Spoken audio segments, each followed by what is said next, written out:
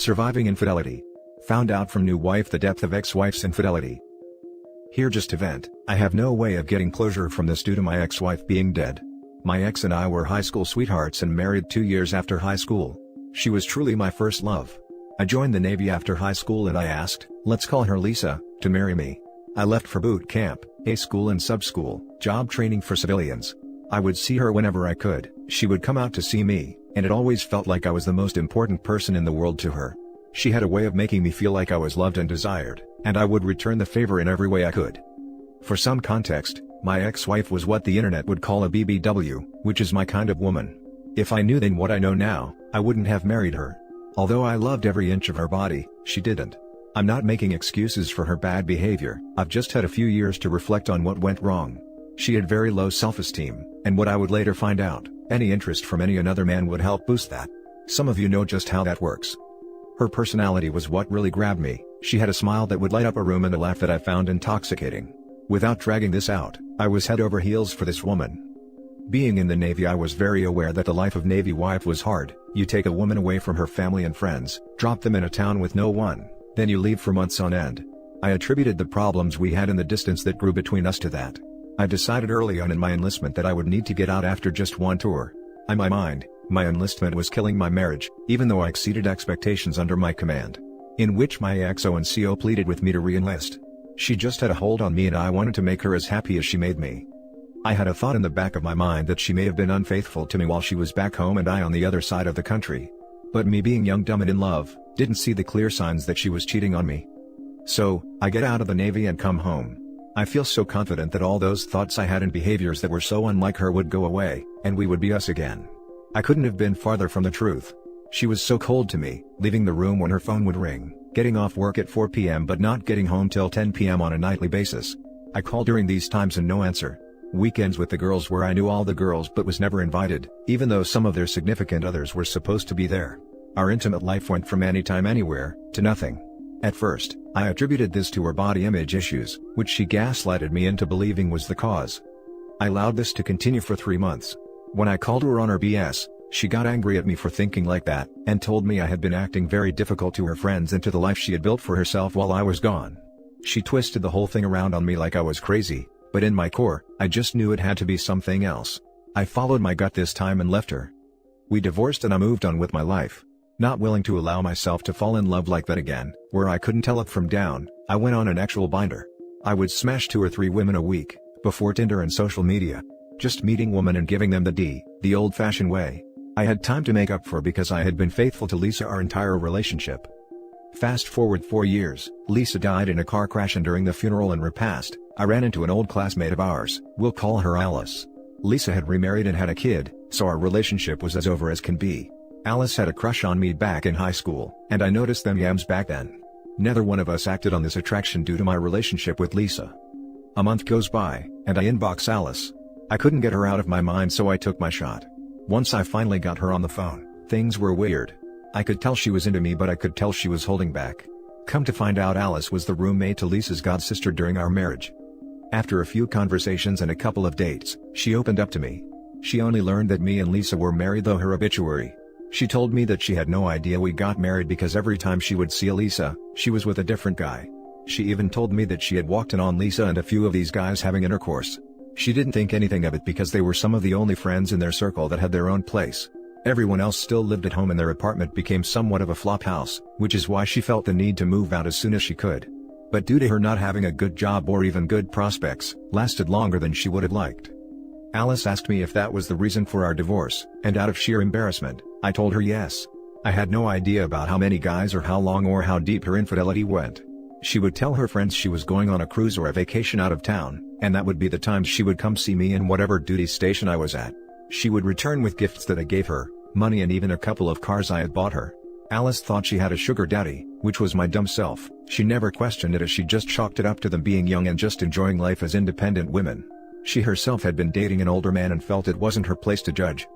I had to keep up the ruse of me knowing and being over it, but I couldn't help but allow the conversations about Lisa to continue, to the point where I could piece together some of the doubts that I had about Lisa in our relationship that I wish I didn't know. Like how she had been on the phone with me while being in a four-way with the roommate, her boyfriend and a guy Lisa brought by. It was like everything I thought didn't sound right or that didn't make sense at the time was brought to light in the worst case scenario.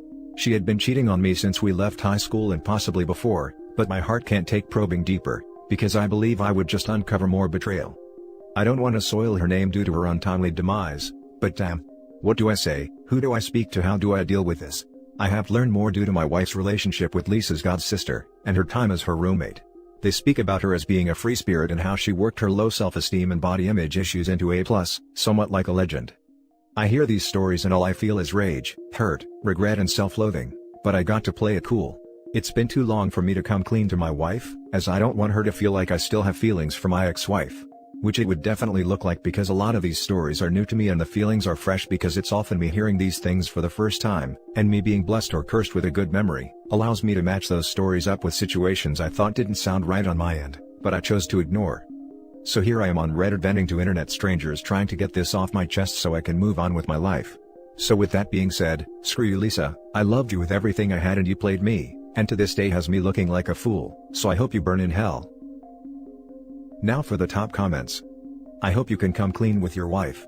It doesn't sound like it's helping you, holding it from her, and I doubt she'd think any less of you for believing the best of a woman you loved. Maybe it could help your healing. Absolutely. These aren't fond memories you have. They are deep emotional trauma. You should let them know that their view of her is 180, and she caused you serious deep trauma. She's not a good person at all. She was as selfish as they come and probably did it to her second husband as well. Screw you Lisa, I loved you with everything I had and you played me, and to this day has me looking like a fool, so I hope you burn in hell. Let that anger out, man, it's beyond needed. I'm so sorry you've had to find out this way, and things were the way they were. I think the first thing you need to do is get yourself booked into therapy. I know the prospect can be daunting and even potentially silly sounding, but these people have tools and ways to unpack things that will shave years off how long it'll take you to do it alone. That also said, when you feel good and ready, I think you should come clean to your wife that you only knew she cheated, not to the extremes. Explain, like you have here, that you had no idea and you love this woman with all of your heart.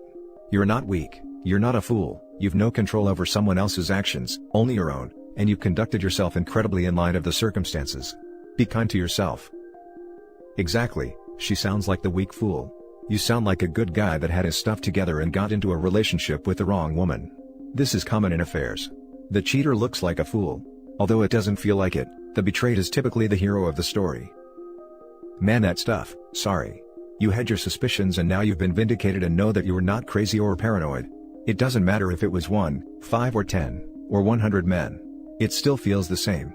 So stop digging and focus on having a good life with your new wife. At least you don't have to worry about bumping into your ex. Now for the next story. Not everyone survives to infidelity. I really tried the long list that you were supposed to do when people got cheated. Focus on yourself, get a new haircut, reach friends or make new ones, go to the gym, cry, find a good therapist, travel, change habits and so on. The first time, I was so young and naive. I didn't even think about cheating as a possibility. At 25-27 years old, I was so happy to have found someone who wanted to spend time with me and possibly the rest of our lives. I didn't notice the little lies, the weird coincidences, the gaslighting and the inaccuracies that he created the last year of our relationship. One day, I decided that I would skip half day of work and go to his place early. I had the keys, however, I always considered it as an emergency pair. We talked about moving together, but I wanted to take time before doing that. We were still young. I noticed few odd things in that spare, brand new phone that was there on the desk. I was curious and I found 1 year worth of relationships in there. They traveled together, they tried the best restaurant in town, they declared love in the most articulate ways, they did a lot of texting and exchanging pictures.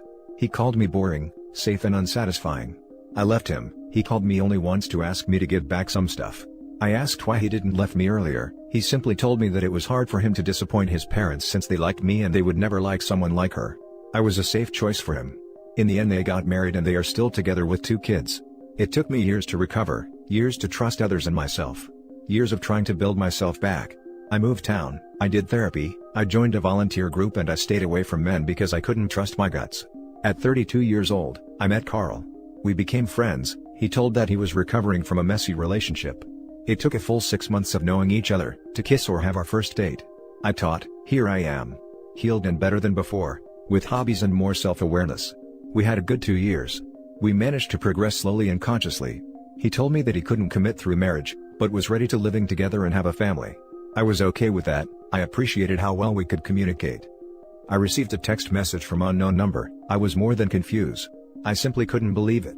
It was impossible, not him. Not us. I did everything right, we were in a good place, that's what I thought. However, it was not the truth. He got his coworker, not even 22 years old, pregnant during their 6 months affair. He bought a house, a project that he hid from me, for her and their kid. He told her that I was not an obstacle for them. I stupidly asked him to fight for us, for me, to choose me over her. Well, he didn't need to think or to reflect, he was so happy that I made the separation easy. He chose her and their baby. I tried my best to overcome all of the new traumas. I really did, but I failed somehow. I saw them recently, the baby was beautiful, he waved me like he was an old friend and she gave me a cold stare. I let myself go. I am fat, ugly and barely awake. I spent hundreds of weekends under my duvet, sleeping or watching crap.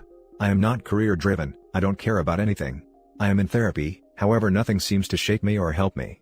An old friend that I saw for 2 dates, told me this weekend that he was in the process to forgive his ex and try again with her. I was suddenly aware that my ex has never even tried to ask me to do something like that. I was just an inconvenience of their lives. A temporary girlfriend, a placeholder that can keep them busy until a younger, accomplished and beautiful woman will take my place effortless. Not everyone survives to infidelity. Now for the top advice. Your life has nothing to do with them. Let me tell you a story. I have an uncle. When he was 22, he walked on his girlfriend with his best friend. He was weak and could not take it. He went into depression. After 2 to 3 years, he joined college again. There he met another woman, who was a gorgeous lady. They dated for a couple of years. He then found out, she was cheating on him since day one. Well, he was devastated to say the least. But this time, he did not give up. He took control of his life. He is a short man and previously it made him insecure. But then, he did what he wanted. He started planting flowers. He is great at that. He never dated a girl for next few years. All he did was gardening. He loved us. Well, all the children in our family are just fond of him. He is just the funniest man. Whenever he used to get hurt, he used to laugh and say, "My heart have been broken twice, this is just a prick." He then met my aunt, 10 years after the second heartbreak. They are married, our cousins are beautiful. My aunt is the one of the kindest women we have ever came across. We often say that both of them can make even a dead man laugh. They both are funny, and happy. They even crack jokes when they argue. The point is your life is not defined by others. Take control of your life. Sure, you can't trust others, but you need to trust yourself. Look at yourself in the mirror and say, "Hey beautiful. I am there with you." As my track record and poor social abilities, it is best to not trust myself. Dating doesn't have any appeal to me after this. I am grieving losing the kids or family I never had. You sound really hard on yourself. You've been through a lot and need to heal. Loving yourself doesn't come overnight, but you are having a negative outlook on everything, which is understandable. Are you in therapy to help with all this trauma? Depression and PTSD are very possible after what you've been dealt. I am in therapy for quite a long time. It helps to be function enough to keep a job and be able to function. I am truly sorry that another innocent soul has been tarnished by liars and hypocrites. It is truly stuff like these that gets me trust issues of my own. The only advice I can offer you is that you have to love yourself. There is really no specific deadline for one to heal. As you have also mentioned, some may not heal at all. But, please try. Don't end it all just because of those toxic people that you have come to know. As for the cheaters, don't ask why, just say bye. Some people don't need a reason to cheat. Focus on the little things in life. The plants, the wind, or watch a few comedy shows. Connect with your family members and trustworthy friends. Meditate or do some prayers. Please find something that will motivate you. All the best, my friend. The last story is titled, I, 22 female, found out that my dad, 45 male, had a lot of photos of my best friend, 21 female, on his laptop. My mom, 43 female, kicked him out of the house and now my siblings, 10 male and 8 female, hate me. This friend and I have been friends since we were 16 and 17 years old. She was always like another member of the family. My parents used to treat her like another child and we would never have expected something like that. They've been married for 25 years and I used to think that their marriage was perfect. They never fought. It seemed that they loved each other madly, but it wasn't like that because a few weeks ago I found a pen drive where my dad, 45 male, has about 400 photos of my best friend. At first, I wasn't surprised because some of the photos are from 2 years ago and 2 years ago he portrayed her for an exhibition. He's a portraitist, but later I saw more recent photos that were not taken with her consent, and if that wasn't enough, He has many more photos than he took from his sketchbook. He has a sketchbook full of portraits of her, and in some of them he portrayed her without clothes, and I'm so sad because in 25 years, he only portrayed my mom, 43 female, about 3 times I think, but suddenly he has a sketchbook with at least 40 portraits of my best friend. I confronted him immediately and he didn't even try to deny it. He just said that he was sorry but that he couldn't help it, that he's in love with my best friend. I asked him if he was cheating on my mom with her and he said no, that she, my friend, doesn't know anything about it, and that I shouldn't say anything but I did. I was so mad that I showed everything to my mom and now she wants to get divorced. She kicked him out of the house and she's so sad. She cries all the time and my siblings blame me because they think I caused them to separate. I also talked to my friend, and she denied that anything happened between them. She told me that she always treated him like the father she never had but never thought of him as a man to flirt with, and I believe her because she's not that kind of girl, and because she has a boyfriend and I know that she's very much in love with him and they're planning to get married. And that made me feel good because I didn't want to lose her too. But guilt is killing me. My siblings miss our dad and don't want to talk to me because they're mad at me. Even my little brother told me that he hates me because it's my fault mom kicked our dad out of the house. Maybe I should have waited for him to tell my mom or something else? I was really impulsive and ruined our family. I know I should have reacted differently. What can I do now to make them feel better? Now for the top advice. You did the right thing and the best thing for your family and your friend. Your siblings will realize what's happened eventually. They're young and don't understand what's actually going on yet. Your family will be better off because of your actions. Considering his behavior sounds a bit predatory. Especially with the pictures taken without her knowing. I'd say you handled it well. Your siblings aren't old enough to understand what's happening fully, or why it would even be creepy.